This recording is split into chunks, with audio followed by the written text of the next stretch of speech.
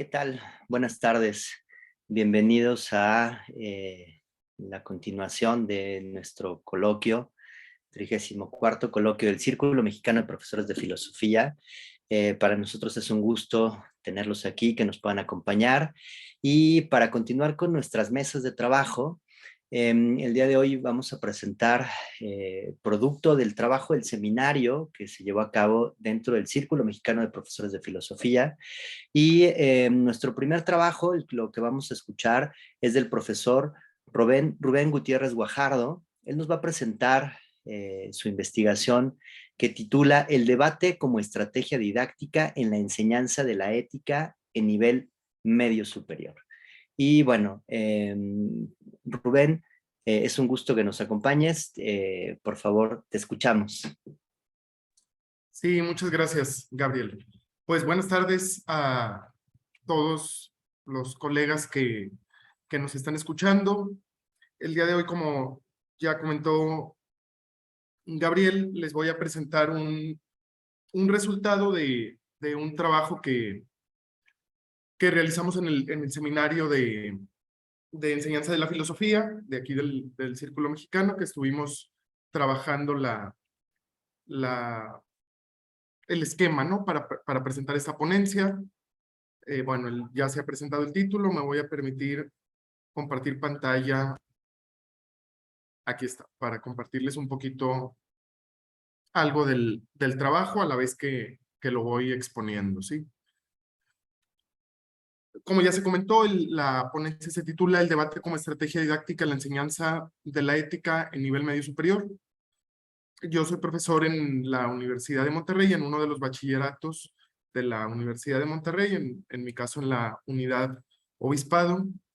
Y esto que les voy a compartir viene trabajándose durante muchos tiempos en esta asignatura de dilemas éticos, como está en nuestros planes curriculares, perteneciente al área de humanidades, ¿no? A ese campo disciplinar.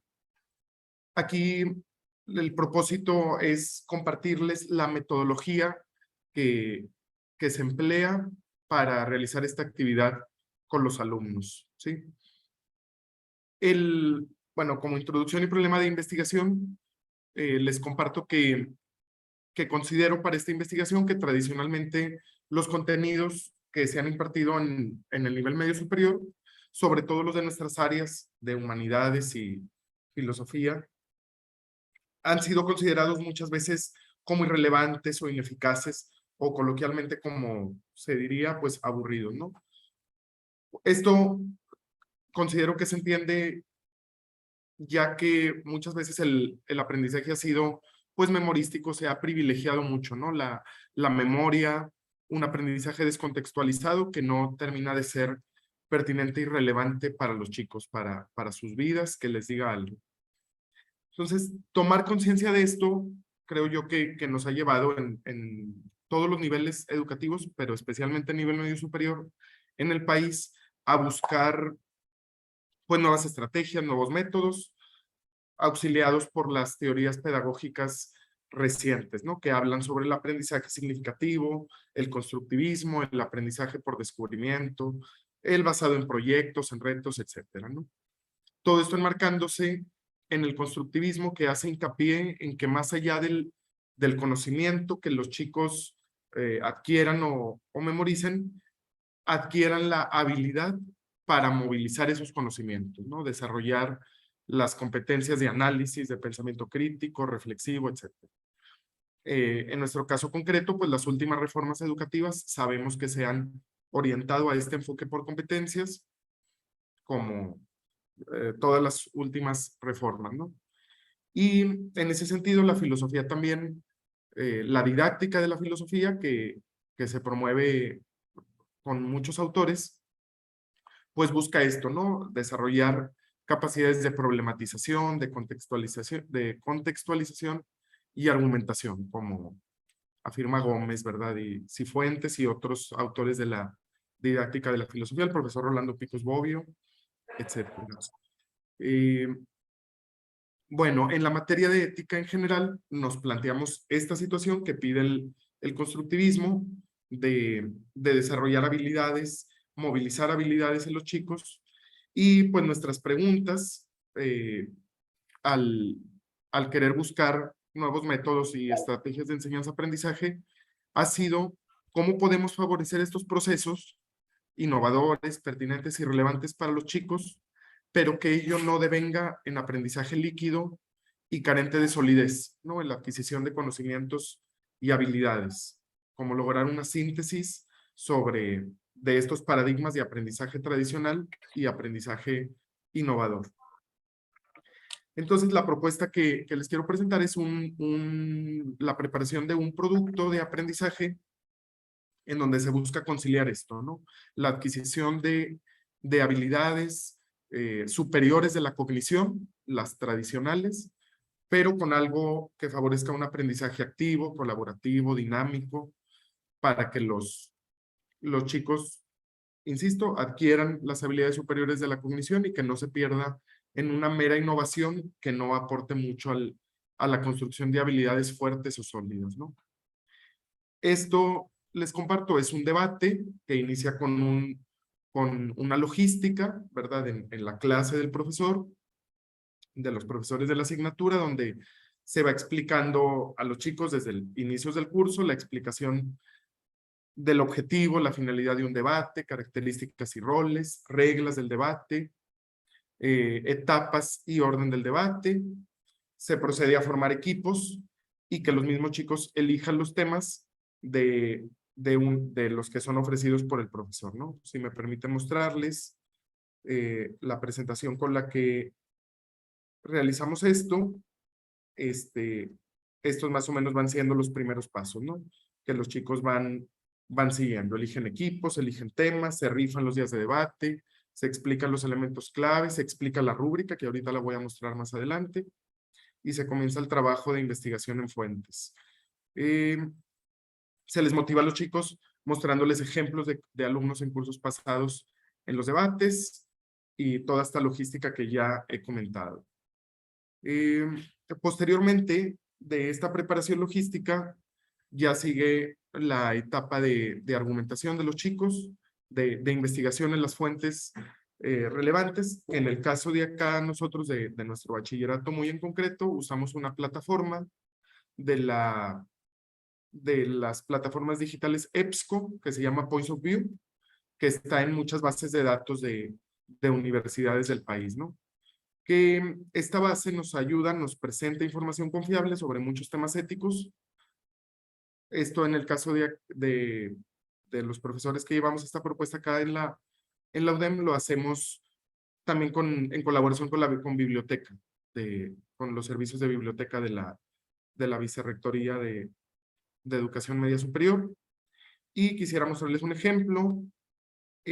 Los temas éticos que se proponen para que los chicos realicen el debate, les pedimos que los investiguen en fuentes confiables de las bases digitales de la biblioteca digital de la universidad, pero especialmente esta, ¿no? Que presenta, por ejemplo, aquí experimentación animal, va presentando la introducción o el overview del tema, después los conceptos centrales, la historia del tema, la actualidad del tema con información pues verificada y confiable, ¿no? Aquí pueden ver las referencias.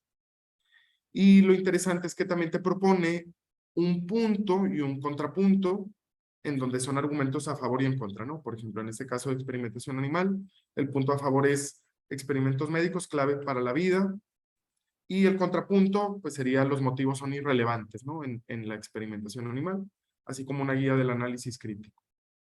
Entonces, posterior a este trabajo de investigación, los alumnos van elaborando un trabajo que ahorita voy a mostrar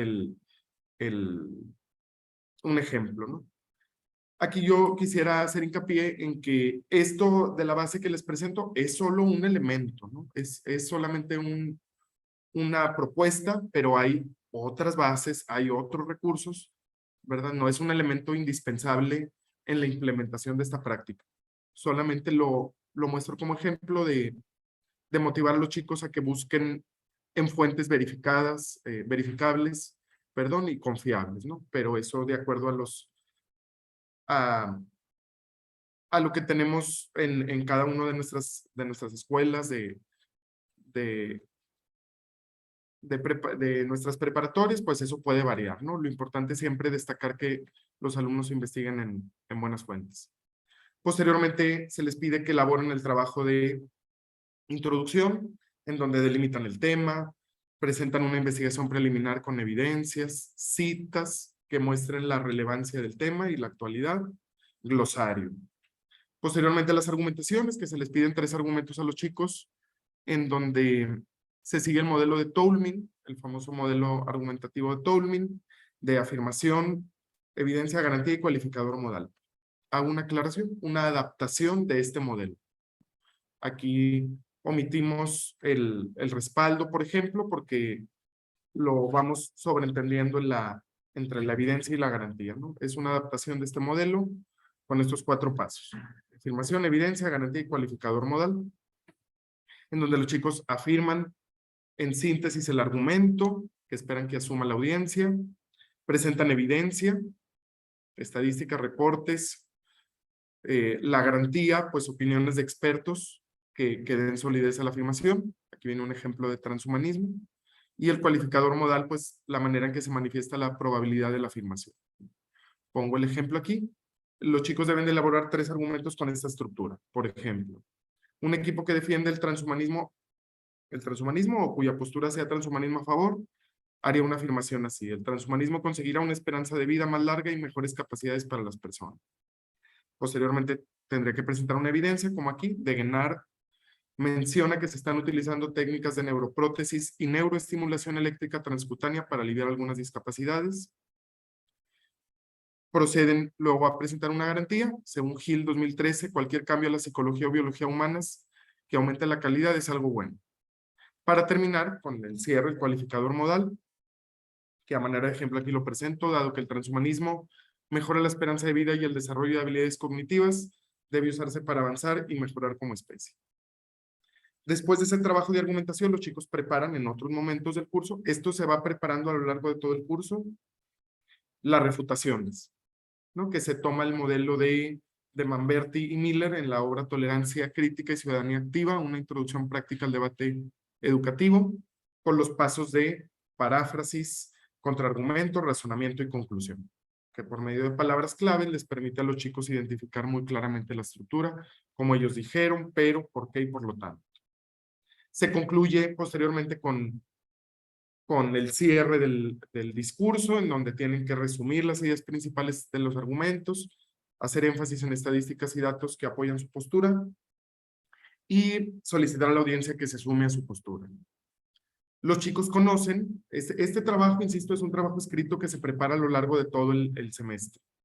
Se concluye con el debate final, que es una exposición oral en donde los equipos se confrontan.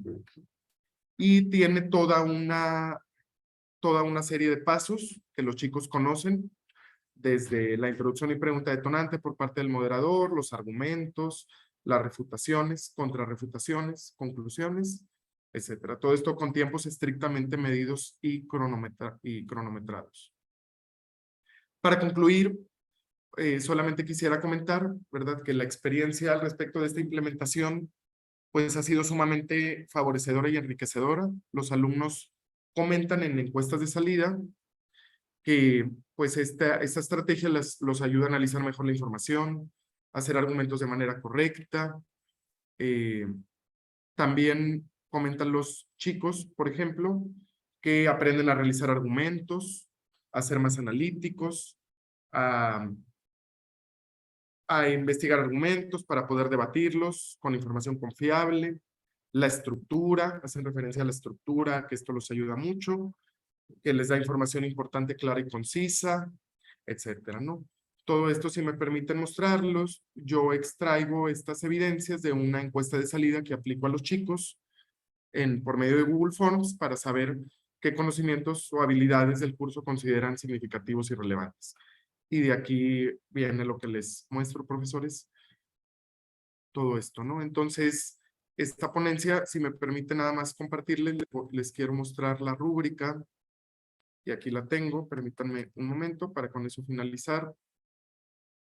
los alumnos conocen la rúbrica con la que son evaluados, tanto el trabajo final como la exposición oral. Si me permiten mostrarles la rúbrica, la voy a compartir. Ya 30 segundos para finalizar. La rúbrica evalúa estrictamente todo esto, ¿no? Pertinencia de la información, relevancia del tema, glosario técnico, citas, los argumentos, la relación con posturas éticas, el mostrar evidencias, la estructura y orden, la lógica y persuasión, la calidad de las refutaciones, calidad de réplica, cierre del debate, orden y participación del equipo y unos carteles expositivos que se les piden de ayuda. Entonces los alumnos al conocer estos rubros, pues tienen un mejor desempeño. Y con eso termino. Los trabajos al final, la verdad, son de gran calidad. Los trabajos que presentan los chicos, pues tienen toda la estructura, las fuentes, las referencias, toda la estructura, y es trabajo del profesor ir acompañando sus procesos. Pues sería todo de mi parte. Gracias por su atención. Muchísimas gracias, Rubén. Es un trabajo que denota verdaderamente mucha calidad y justo la preparación previa nos muestra que es fundamental para que el resultado que también tienen los alumnos sea de una calidad, como tú mismo lo mencionas. El hecho de que se sientan guiados y acompañados en un trabajo como esto, pues sin duda es muy importante que ellos vean al maestro como, pues como este guía, como esta persona que los acompaña, como este que no les impone un tema, sino que tiene la libertad de elegirlo. Y entonces, bueno, pues la verdad es de que ojalá que tengamos al final de esta mesa la oportunidad de seguir platicando y seguir, que nos sigas contando cómo fue tu experiencia al llevar a cabo una actividad como esta. Muchísimas gracias, Rubén. Y bueno, para continuar con nuestra mesa de trabajo, ahora le voy a dar la palabra al doctor Victorico Muñoz Rosales. Él nos va a presentar su trabajo del seminario Enseñanza de la Filosofía y del Filosofar. Y entonces, bueno, por favor, Victorico, tienes la palabra. Te escuchamos con mucho gusto.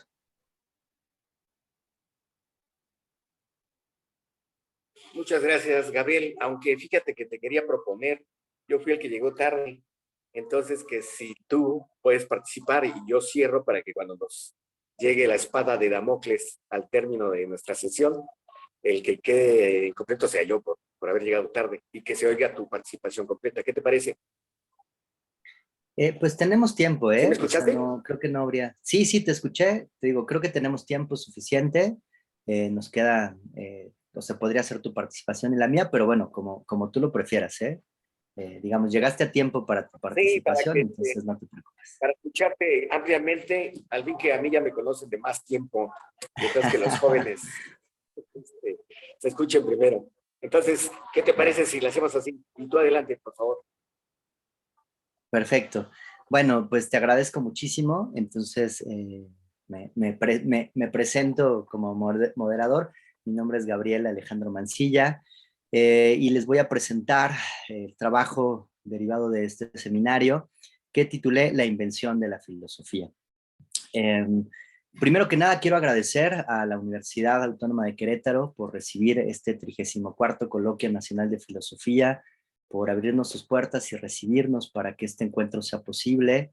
Por supuesto que al Círculo Mexicano de Profesores de Filosofía por la organización de este evento, que sin duda muestra que hay un genuino interés por la enseñanza y la difusión de la filosofía. También quiero agradecer a los que nos acompañan de forma presencial y virtual, porque son ustedes los que hacen que estas discusiones tengan sentido. Gracias por su tiempo y ojalá que esto que compartimos con ustedes sea un motivo más para seguir haciendo filosofía desde todos los rincones del mundo.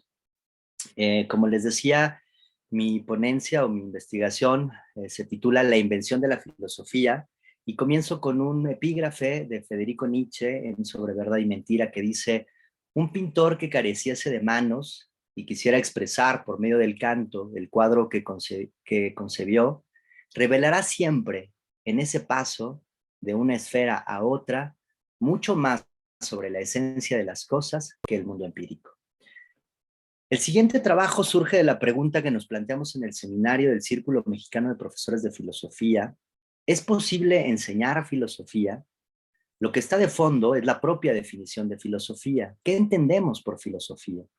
¿Todos los profesores entendemos lo mismo por este concepto? Lo primero que discutimos en el seminario fue precisamente esta diferencia, ya que nuestras definiciones nos llevará a una posible respuesta. No me detendré a explicar ni discutir las posibles definiciones que se pueden dar a este interrogante, pues eso es lo que cada participante del seminario ha presentado. Lo que quiero exponer y compartirles el día de hoy es el proceso que me llevó en lo personal a preguntarme por la posibilidad de la enseñanza de la filosofía. En una charla informal, en un congreso como este, algunos colegas comentaban que ellos no eran filósofos, sino profesores de filosofía.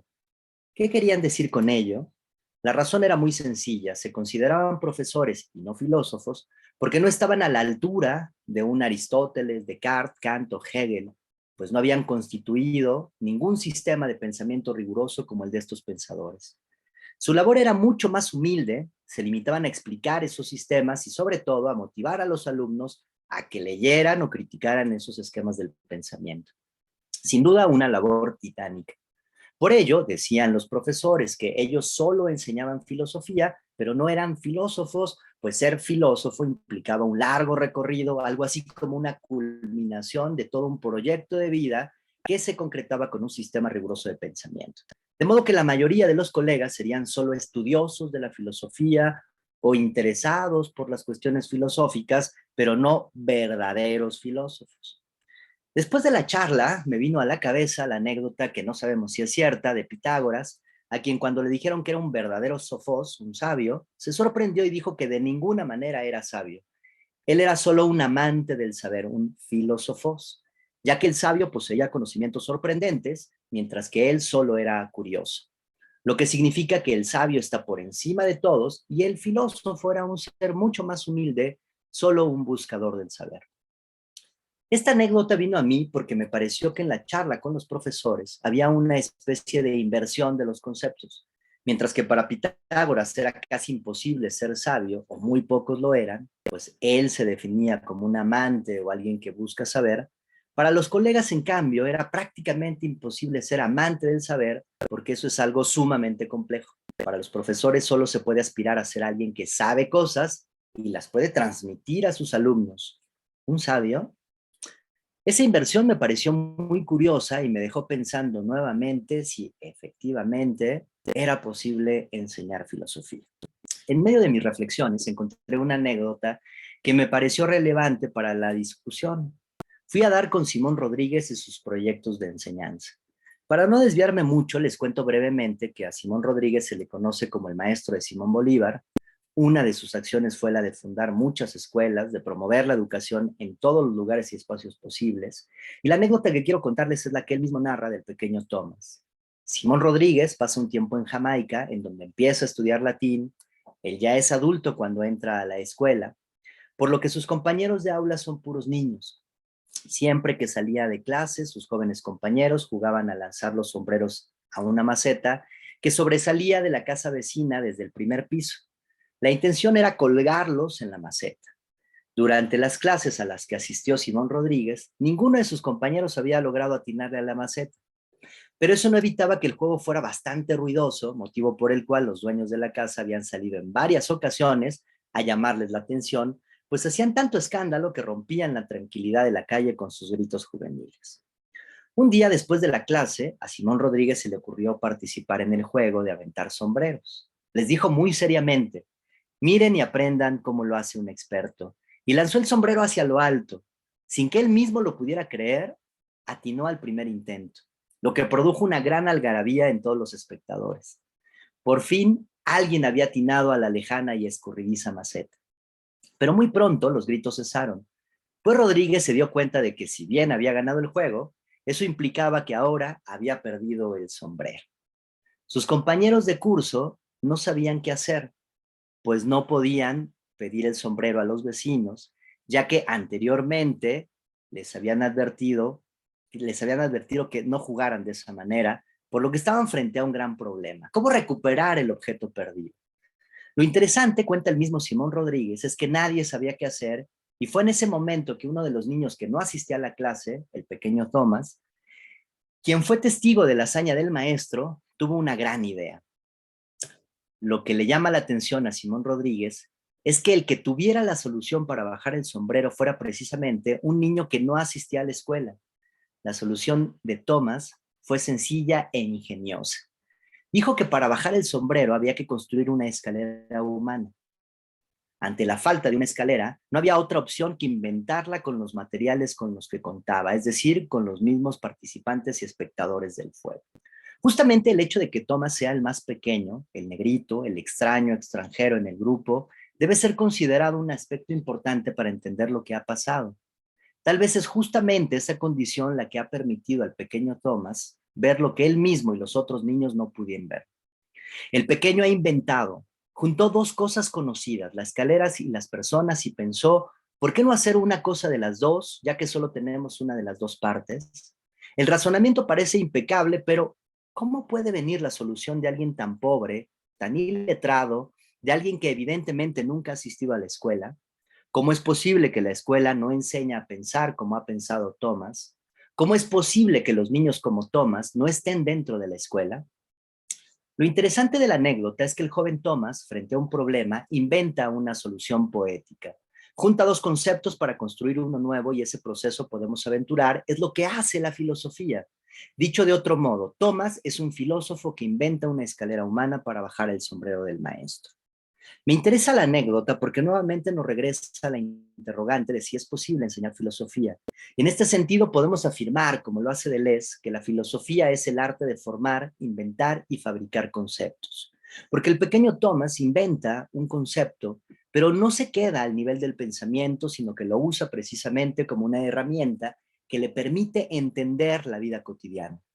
La anécdota de Thomas pone el acento en la capacidad de inventar en el mismo sentido que lo hace Nietzsche, cuando nos dice: en algún apartado rincón del universo centelleante, desparramado en innumerables sistemas solares, hubo una vez un astro en el que animales inteligentes inventaron el conocimiento. Fue el minuto más altanero y falaz de la historia universal, pero al fin de cuentas solo un minuto. Tras breves respiraciones de la naturaleza, el astro se heló y los animales inteligentes hubieron de perecer. Alguien podría inventar una fábula semejante, pero con todo no habría ilustrado suficientemente cuán lastimoso, sombrío y caduco, cuán estéril y arbitrario es el estado en el que se presenta el intelecto humano dentro de la naturaleza. Hasta ahí Nietzsche.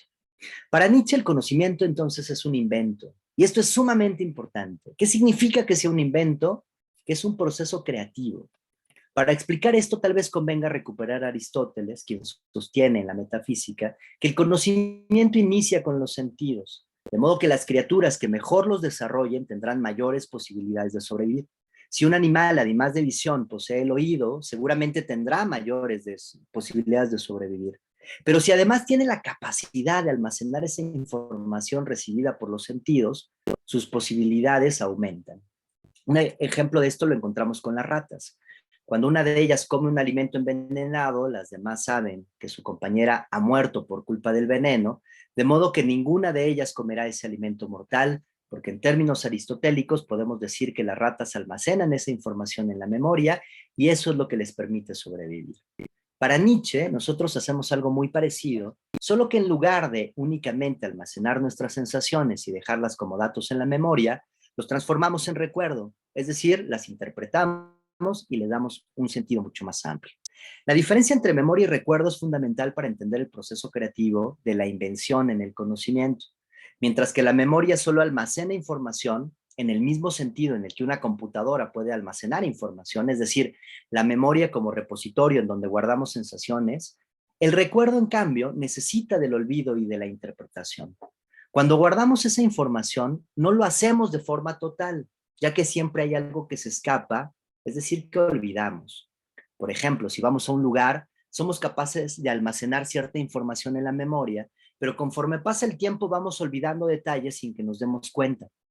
Esos huecos que vamos dejando los vamos llenando con información que muchas veces no corresponde a la experiencia que vivimos, pero lo hacemos para darle sentido a ese que poco a poco hemos ido borrando.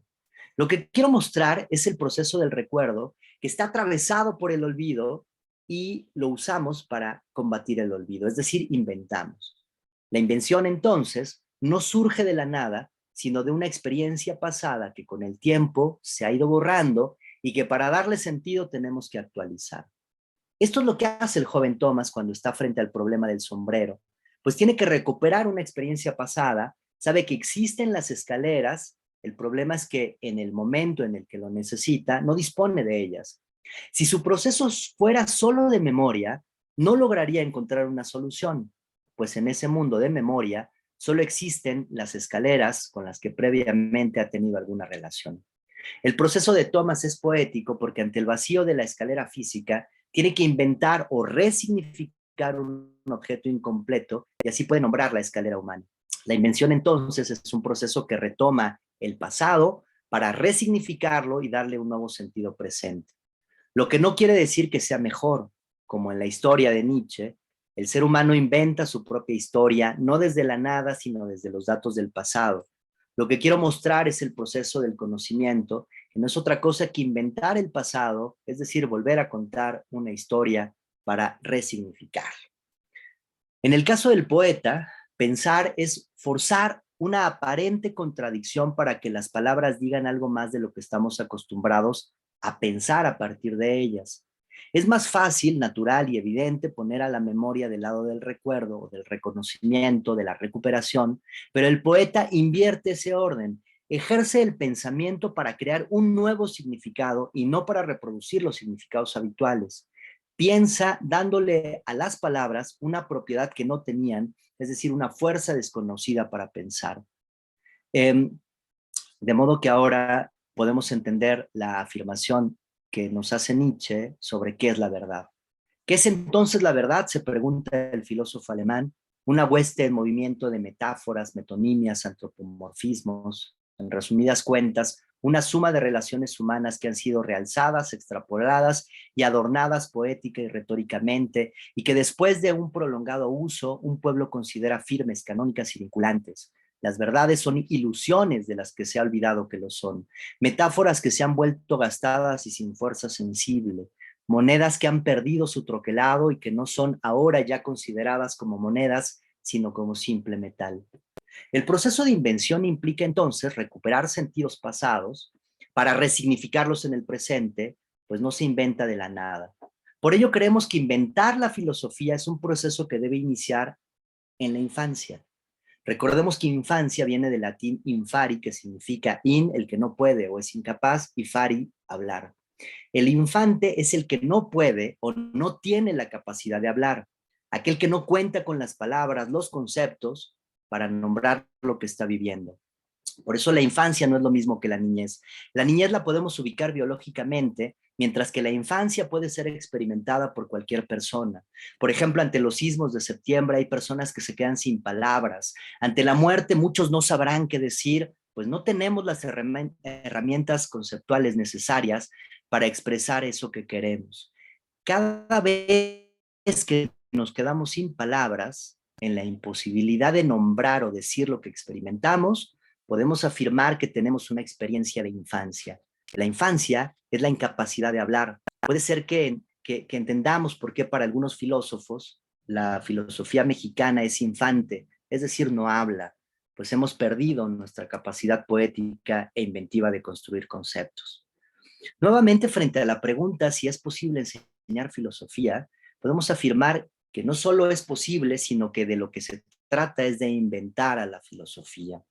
A lo que nos enfrentamos ahora es cómo enseñar filosofía, cómo salir de la infancia filosófica en la que nos encontramos, pues como los amigos de Thomas, parece que estamos sin palabras viendo el sombrero colgado en lo alto, sin saber qué decir ni qué hacer. Y aquí es en donde quiero aprovechar para proponer una forma de enseñanza filosófica. Lo primero que tenemos que hacer entonces como profesores es que el alumno recupere la voz, sepa que pueda decir y nombrar sus propias experiencias, Inventar la filosofía por ello requiere que tanto el profesor como el alumno se reconozcan como iguales, que el alumno, como decía Pitágoras, se vea como un interesado del saber, pero al mismo tiempo vea que el conocimiento se inventa. Es importante que tanto el maestro como el alumno se vean como iguales, no como alguien que sabe y otro que no sabe, sino como dos individuos que se encuentran en un genuino interés por saber y por inventar. Nuestro punto de partida es que el alumno es un filósofo que va al encuentro con otro filósofo. Y para recuperar la voz, primero tenemos que reconocer un momento en donde perdimos la voz. Esto quiere decir que debemos identificar una experiencia de infancia, un momento en el que nos quedamos sin la capacidad de nombrar lo que nos sucedía. La propuesta que he estado trabajando con mis alumnos es que recuerden esa experiencia del pasado y hagan el esfuerzo por contarla ahora desde el presente. Lo importante de la narración no está en el hecho contado, sino en la capacidad de recuperar un evento y darle las palabras que antes no habíamos tenido. Este es el primer ejercicio por recuperar la voz y salir de esa etapa de infancia al repetir ahora desde el presente una experiencia que me había dejado sin palabras, pues como afirma Hume, la repetición no modifica nada el objeto que se repite, pero cambia algo en el espíritu que la contempla. Pues al dotar de palabras una experiencia que me había enmudecido, puedo inventar, como lo hizo Thomas, una manera poética de comprender mi propia realidad. Termino, porque creo que ya me estoy pasando. Quiero decirles que este ejercicio filosófico ha dado muy buenos resultados y es parte de lo que sigo trabajando con mis alumnos. Lo primero que me sorprende es que los alumnos recuperan esta capacidad de narrar y han recuperado la voz. Y en estas narraciones lo que me pregunto es que si no es muy parecido a lo que hacen otros filósofos, no es lo que hace Platón cuando inventa a Sócrates, no es eso que hace Descartes cuando está frente a la chimenea y escribe las meditaciones metafísicas, no hacen eso los filósofos cuando usan sus sistemas para explicar sus propias experiencias. ¿Por qué creemos que sus narraciones sí son filosóficas y las nuestras no? Son preguntas que me siguen dando vuelta y por el momento me gustaría concluir que desde mi propia postura es posible enseñar filosofía, que nuestro papel no se limita a ser profesores de filosofía, sino filósofos de verdad, es decir, inventores de conceptos. Y para ello, tal vez la historia que nos cuenta Agamben en El fuego y el relato nos ayuda a comprender hacia dónde apuntamos con esta investigación. Dice Agamben, cuando Baal Shem, el fundador del hasidismo, debía resolver una tarea difícil, iba a un determinado punto en el bosque, encendía un fuego, pronunciaba las oraciones y aquello que quería se realizaba. Cuando una generación después, el Maguid de Mercy encontró frente al mismo problema, se dirigió al mismo punto en el bosque y dijo, no sabemos encender el fuego, pero podemos pronunciar las oraciones y todo ocurrió según sus deseos. Una generación después, Rabbi Moshe, se encontró en la misma situación, fue al bosque y dijo, no sabemos ya encender el fuego, no sabemos pronunciar las oraciones, pero conocemos el lugar en el bosque y eso debe de ser suficiente. Y en efecto fue suficiente. Pero cuando transcurrida una generación, Rabí Israel tuvo que enfrentarse a la misma tarea, permaneció en su castillo sentado en su trono dorado y dijo, no sabemos ya encender el fuego, no somos capaces de recitar las oraciones y no conocemos siquiera el lugar en el bosque, pero de todo esto podemos contar la historia y una vez más, con eso fue suficiente. Tal vez nuestra generación ya no sea la de los grandes sistemas filosóficos, tampoco sea la de los grandes filósofos. Puede ser que ni siquiera conocemos los lugares donde se hace verdaderamente filosofía, pero en nuestras clases podemos recuperar esas historias filosóficas e inventar nuevos relatos y espero que, una vez más, con eso sea suficiente. Muchas gracias y bueno, perdón por pasarme de mi tiempo. Bueno, entonces ahora sí, si quieres, Victórico, te escuchamos. Has titulado tu ponencia La enseñanza de la filosofía y del filosofar. Entonces, con mucho gusto, eh, tienes la palabra. Gracias, Gabriel. Después de escucharte, el público entenderá por qué insistí en que tú fueras primero. Y además también porque pues todo el mundo tiene actividades y seguramente yo puedo sintetizar más mi participación. Sí, efectivamente el tema es sobre la enseñanza de la filosofía y el filosofar, ya lo han dicho varias veces durante las jornadas. nuestro seminario se planteó problemas sobre esta posibilidad de mejorar la enseñanza de la filosofía, partiendo del problema de si estamos enseñando filosofía, qué es enseñar filosofía, sobre todo también en un contexto en donde hay un cambio curricular a nivel nacional, con el nuevo marco común curricular que trae la nueva escuela mexicana en educación. Y por el otro lado, también el hecho de que nuestras instituciones tienen atrás una concepción de filosofía que se plasma en sus propios currículums y que hace que las diversas escuelas sean diferentes a la hora de enseñar filosofía. Y pues eso nos lleva a la cuestión de pues plantearnos el punto, ¿no? Y empiezo. Ya Kant había consignado en la crítica de la razón pura, en la tercera sección de la metodología trascendental, a la que pone por título Arquitectónica de la razón pura, que no se puede enseñar filosofía, sino enseñar a filosofar. Bueno, primer problema filosófico. Entonces, no podemos enseñar filosofía, sino acaso enseñar a filosofar. Pero si aunamos esto a lo que tú mencionabas en tu propio escrito, en donde decías, es que la gente no se atreve a llamarse filósofo o filósofa, sino simples estudiosos de la filosofía o profesionales de la filosofía o maestros de filosofía, enseñantes de la filosofía. ¿Por qué? Pues por esta consideración. Ser filósofo es demasiado grande y entonces no me queda.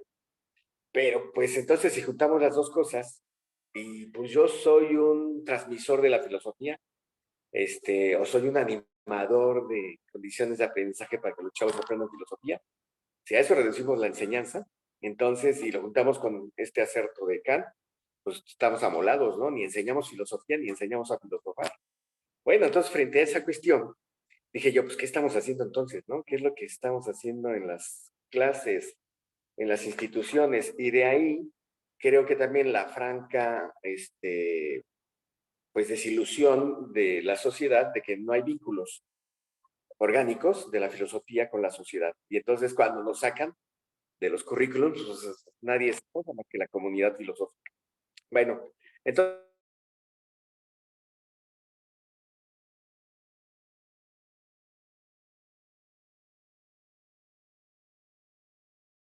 frente a eso, debes considerar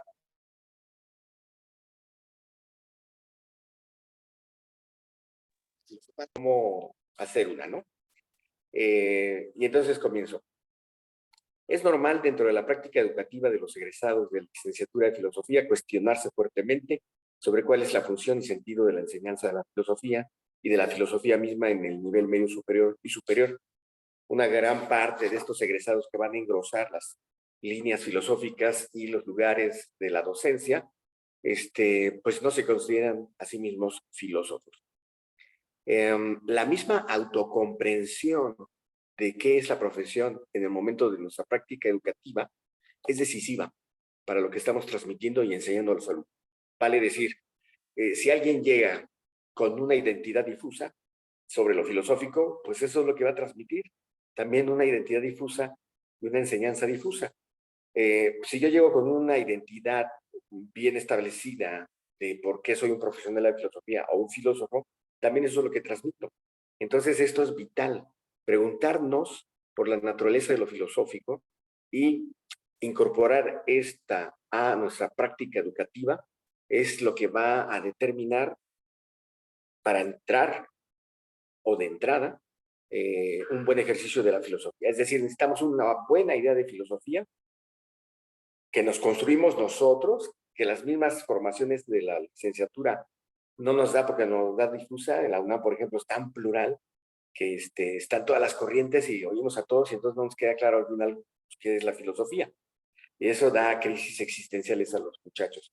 Entonces, pero la paradoja está en que es el primer sentido de lo que hay que tener con claridad. La idea de filosofía, una idea adecuada, amplia, no excluyente, plural, que nos permita entonces acceder a la enseñanza también de una manera incluyente, plural, fundamentada y clara de lo que estamos enseñando. Creo que hasta puede ser una ley, ¿no? De la proporción inversa. No tienes una clara idea de la filosofía y del filosofar, entonces eso es lo que vas a ir a enseñar. tienes una clara idea de la filosofía y del filosofar, entonces harás algo conducente en tu práctica educativa. Entonces, me inclino por una práctica de la filosofía que dote al alumno de las características propias del quehacer filosófico. Y eso es exactamente lo que tiene que contestarse el profesor. ¿Cuáles son estas? Hay muchas y muy diferentes, pero lo esencial estriba en algunas características centrales. El reconocimiento de problemas, el saber plantear problemas, la investigación rigurosa en torno a estos problemas y el ejercicio de la razón crítica. Ahora bien, para el aspecto escolar y de entre las muchas características de nuestro quehacer, estas se refieren al desarrollo de aquellas que permitan al alumno plantear adecuadamente problemas filosóficos y tratarlos, en su caso comprenderlos e incluso trasladarlos a los problemas de la realidad. O sea, todo ese bagaje de ideas, de planteamientos de problemas que se han dado en la historia de la filosofía, sirven para, bueno, pues tener esa cultura suficiente de enfrentamiento hoy a esas mismas problemáticas y de intentar darles nuestras propias respuestas. Esa es en el alumno. Entonces, el aspecto de la problematización no debe ser artificial. En la enseñanza se debe llevar al alumno a plantear problemas donde él mismo pueda verlos. Es decir, que sean problemas significativos, si quiere, sino que deben ser los problemas que también le afectan. Para ello, los profesores y profesoras debemos formarlos en habilidades del filosofar, reconociendo problemas, identificando tipos de problemas ontológicos, epistemológicos, estéticos, rastreándolos en los textos filosóficos y después investigarlos su realidad para hacer lo mismo. Entonces, trasladando lo que plantean determinada filosofía para la comprensión de sus problemas en contexto vital. Si al estudiante se le hacen comprensibles los problemas, entonces se le harán comprensibles los argumentos que los analizan. Pero esto significa que el profesor enseñante también comprenda la problemática filosófica del autor, o de la época, o del tema, o área. Si no entiende eso, no puede comunicárselos. Y al no comunicárselos, pues no va a ser comprensible la filosofía que aquel desarrolla para satisfacerlos, ¿no? Entonces, pero si sí lo hacemos, lo que vamos a tener es un profesor que le hace comprensible al alumno por qué Platón argumentó en favor del mundo de las ideas, o por qué Aristóteles desarrolla la lógica, o por qué Descartes sentenció el cogito ergo sum, o por qué Santo Tomás se atreve a dar 5 pruebas de la existencia de Dios. En fin, ¿no? ¿Por qué Locke defiende la propiedad privada? Si podemos identificar los problemas que atañen a esa filosofía y se los hacemos orgánicos, el alumno entiende esta cuestión. Y entonces lo que estamos haciendo es que la historia de la filosofía misma se convierte en una herramienta con la cual el alumno, o con la cual nosotros al alumno lo apoyamos a cofilosofar con los pensadores de la historia de la filosofía, sin tratar de que se aprendan toda la historia de la filosofía. Pero, ojo, sin excluir las asignaturas filosóficas, como es la tendencia y moda hoy. Entonces, esto es importante. Se enseña la filosofía, sus disciplinas filosóficas, la historia de la filosofía, no para que se aprenda uno como perico los contenidos filosóficos que nos dan los autores, sino para acompañarlos en ese esfuerzo de plantear problemas, de cofilosofar con ellos y aprender a hacer lo que ellos hicieron. Y no solamente lo que produjeron, porque si no, entonces solamente la filosofía en México es aprender lo que otros pensaron nada más. Y entonces no hay este proceso, dices tú, Gabriel, de invención, de devolver la palabra. Bueno, en ese sentido, Kant lo que va a decir es que todo conocimiento es subjetivamente histórico y objetivamente racional. Hoy diríamos lo empírico y lo teórico. De tal forma que, y lo cito, el conocimiento histórico es cognitio ex dactis, o sea, del mundo empírico, y el racional cognitio ex principis. Un conocimiento puede darse proceda de donde proceda, pero es histórico en quien lo posea si solamente conoce en el grado y en la medida en que se le dio desde fuera, ya sea por experiencia directa o por relato, o también por enseñanza de conocimientos generales. Entonces, ¿qué es lo que te está diciendo aquí Kant? Lo que nos está diciendo Kant es que, bueno, pues el conocimiento filosófico es por principios. Y esto significa que esos principios los crea uno. O sea, no están dados en la naturaleza, hay que inventarlos, hay que construirlos, hay que desarrollarlos y hay otros conocimientos que son históricos. Entonces, cuando él dice que no se puede enseñar filosofía, lo que está diciendo es que estos principios tú los creas, estos principios tú los interpretas del mundo. Y si tú no haces ese esfuerzo personal de filosofar e interpretar estos principios, crear estos principios o demostrar estos principios, entonces la acción del filosofar no está haciendo su objetivo. O dicho de otra manera, tu filosofía es tuya y tú tienes que expresarla, tú tienes que crearla. Por eso no se puede enseñar filosofía, eso es una cuestión personal. Podemos enseñar a filosofar, eso sí, el procedimiento para que tú creas tu propia versión del asunto y no ser de alguna forma solamente repetidores, sino creadores. Creo que tú serías la contraparte kantiana con tu escrito poético del sapere aude, ¿no? Ahí donde dice, ya dejemos de ser discípulos, ándele pues, ahí está la contraparte. Me gustó cuando te oí, eso pensé. Entonces, a partir de esta situación, lo que podemos ver es que efectivamente, con esas premisas, pues es por eso que Kant va a decir que la razón es individual y no puede enseñarse el origen creador filosófico. ¿Sí? Solamente te puedo enseñar este quehacer como ejercicio, pero tú lo tienes que desarrollar. Es individual y no puedo producir filosofía por otro, aunque pueda enseñarle a filosofar. Pero en otro sentido también es discutible, ¿no? Es decir, se puede enseñar filosofía. Bueno, pues, históricamente dice Kant, es válido. Entonces, pero también como un ejercicio del cofilosofar y no de solamente el aprender. Bueno, pues was ist auch klar de Kant, pues es claro en ese sentido, ¿no? ¿Cuándo y cómo podríamos enseñar filosofía? Cuando el filósofo filosofe sobre la filosofía, es decir, cuando haga filosofía de la filosofía. Pues la reflexión sobre nuestro propio quehacer constituye uno de los aspectos medulares al enseñar la historia de la filosofía y sus contenidos filosóficos. Y yo diría que la enseñanza de la filosofía es el principal, es el primero. O sea, tú, docente, tienes que saber bien qué onda con la filosofía y a partir de eso poder desplegar tu enseñanza. Entonces, es interesante, para ir concluyendo, destacar la siguiente idea. Desde que la filosofía entró a las escuelas, su enseñanza conlleva inherentemente una reflexión sobre el propio quehacer, se sea consciente de ello o no. No es el asunto de quedarse en la reflexión sobre nuestro quehacer. En la filosofía de la filosofía se trata simplemente de una propedéutica, pero es una propedéutica necesaria que hay que avanzar. Y los precursores en este punto son Dilthey y Gauss, quienes hacen filosofía de la filosofía. En este marco teórico filosófico, el primero preguntarte qué es la filosofía y darte una respuesta para que veas la enseñanza, hace que el docente no solo enseñe filosofía, sino que también enseña a filosofar. Consideres esto como un hecho en todas las modificaciones curriculares, en las que se pretenden propuestas sobre cómo enseñar filosofía y enseñar a filosofar.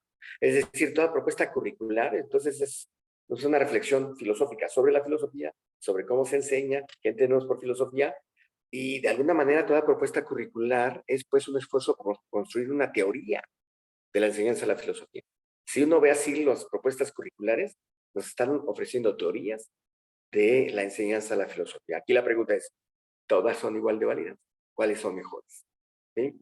Para concluir, diré que la enseñanza de la filosofía en el nivel medio superior constituye la base de la formación humanística del país y que de nosotros, filósofos y filósofas docentes, depende en última instancia lograr la adecuada formación en estas áreas para todo futuro profesionista, ciudadano y ser humano de bien, por lo que tanto tenemos un papel histórico ineludible e importante. ¿Qué deseamos hacer de la filosofía? Es exactamente lo que iremos a reproducir o a crear en nuestras aulas. Y cada uno debe preguntarse, debe resolver para ejercer con dignidad y sentido social la enseñanza de la filosofía y el uso positivo, benéfico y moral de la razón a través del filosofar. Muchas gracias. Muchas gracias, querido. Es un placer poder escucharte Y creo que justo dejas como la puerta abierta para entrar en estos tal vez minutos que nos podemos robar para la discusión. Porque pues sin duda, lo dices muy bien, si el profesor no tiene claro qué es la filosofía, pues entonces seguramente va a tener muchos problemas al momento de poder compartir incluso una historia de la filosofía. Nos han dejado algunos comentarios por aquí en el chat, pero a mí me gustaría, para no monopolizar la palabra, que ya me extendí mucho en mi propia ponencia, me gustaría preguntarle precisamente a Rubén, porque el trabajo que nos ha expuesto sobre precisamente el trabajo del medio superior, y entonces me gustaría, Rubén, que si nos pudieras responder o nos pudieras compartir tu opinión acerca precisamente de esta, digamos, cómo el profesor en este nivel medio superior, al proponer un debate, pues al mismo tiempo está haciendo esto que nos dice Victórico, está enseñando filosofía, pero está también enseñando a filosofar, ¿no? ¿Cuál sería tu postura? ¿Qué nos podrías compartir, Rubén? Sí, con mucho gusto, Gabriel. Trato de responder.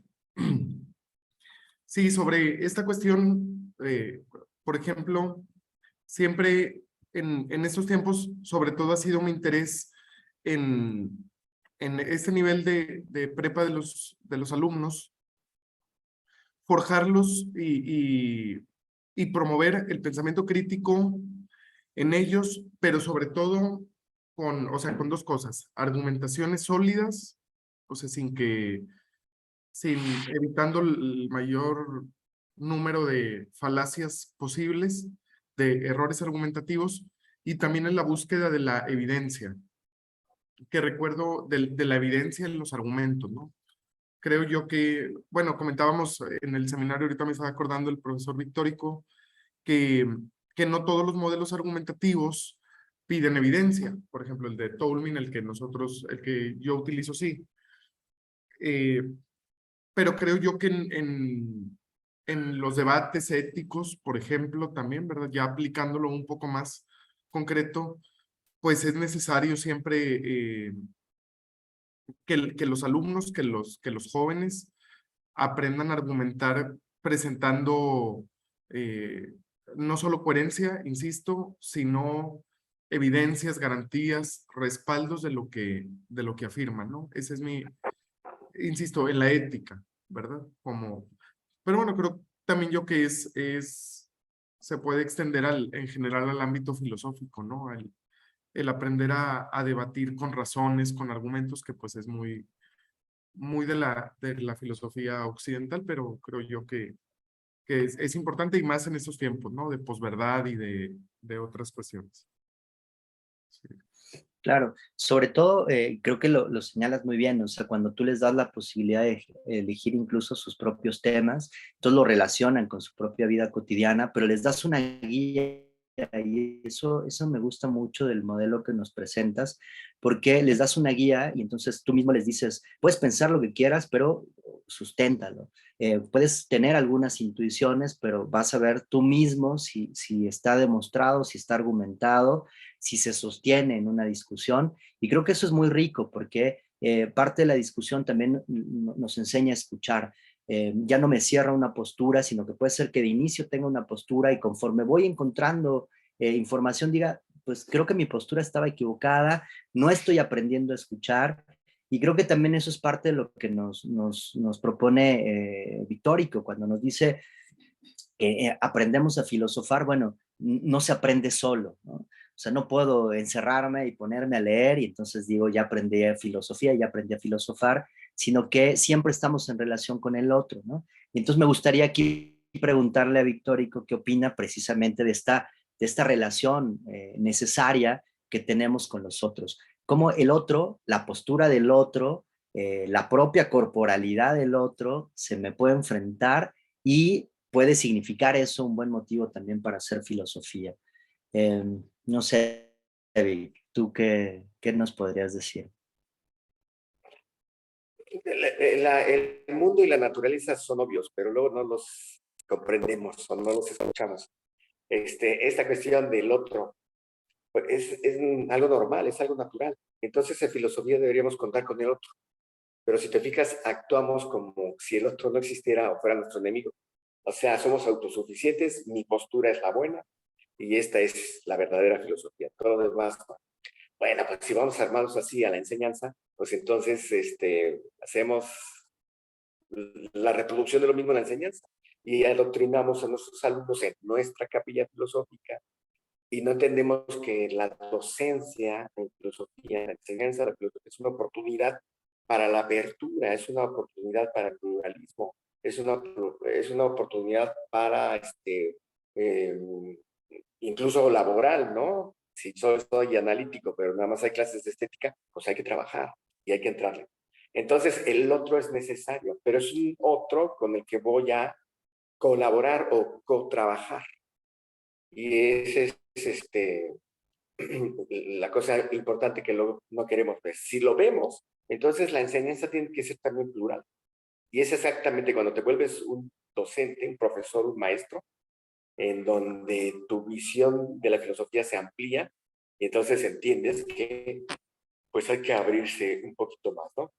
Adolfo Sánchez Vázquez, en ¿Por qué y para qué enseñar filosofía?, nos decía, y bueno, esto no significa renuncia a nuestra propia capillita, o sea, nos gusta, no sé, a él le gustaba ser marxista y a otro latinoamericanista y a otro mexicanista, sin renunciar a estas posturas, pero decía Sánchez Vázquez, con honestidad intelectual, o sea, vamos a enseñarles bien lo que hay que enseñarles, aunque yo sea de esta posición filosófica, ¿no?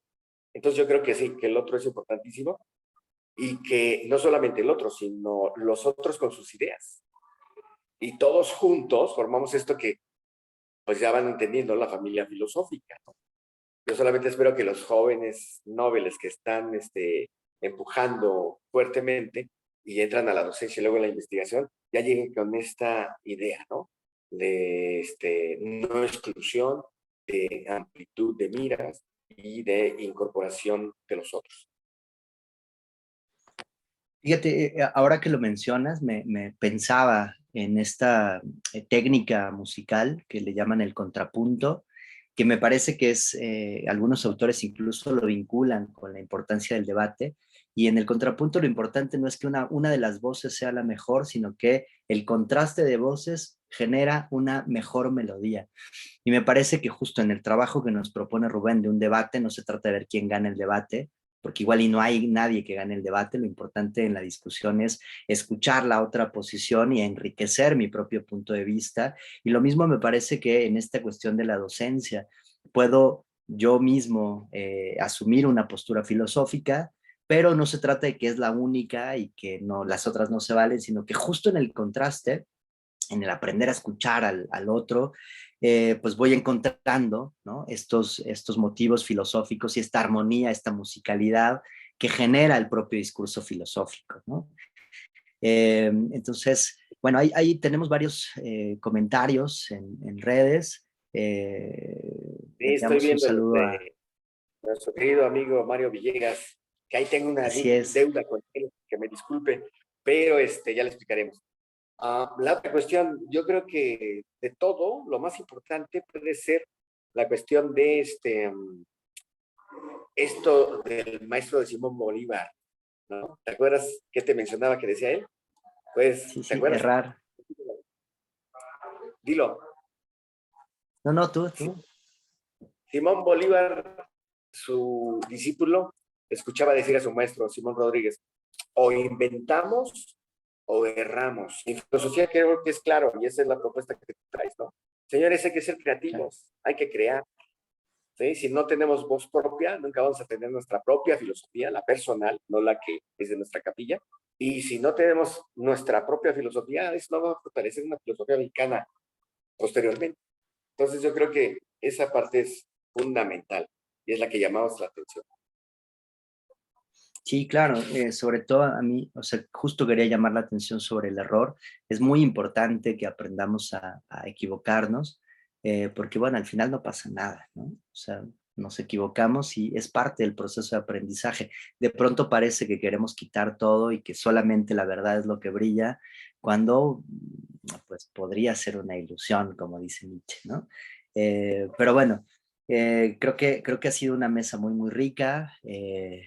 Tenemos que ya ir finalizando. Y entonces les agradezco muchísimo. No sé si por último, Rubén, quieras decir algo como conclusión de esta mesa. Con mucho gusto te escuchamos. Sí, pues solamente agradecer, ¿verdad? Agradecer también al círculo y aquí a ustedes, Gabriel, y al profesor Victórico por el compartir, ¿verdad? Esto que como ya comentas es muy rico y nos deja pensando mucho, mucho. Gracias.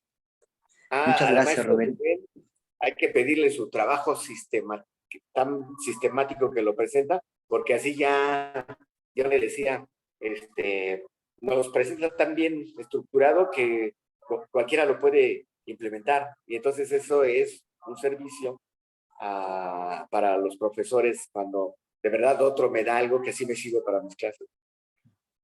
Ahí Sí, con esperaré mucho la gusto, profe. maestro Rubén. Con mucho gusto, profe. Claro que sí. Sí. Adelante, Y maestro. pues igual, Vic, no sé si tú, igual, a modo de conclusión, quieras decirnos algo, Victórico. Pues nada más que sigamos en la reflexión filosófica, ¿no? Que no nos arrepintamos de seguir laborando en esto y que la defendamos. Muchas gracias, Vic. Y bueno, pues a todos los que nos acompañaron, les agradecemos mucho. Ojalá que si no pudieron acompañarnos de forma en vivo, bueno, la grabación ahí queda y ojalá que en algún momento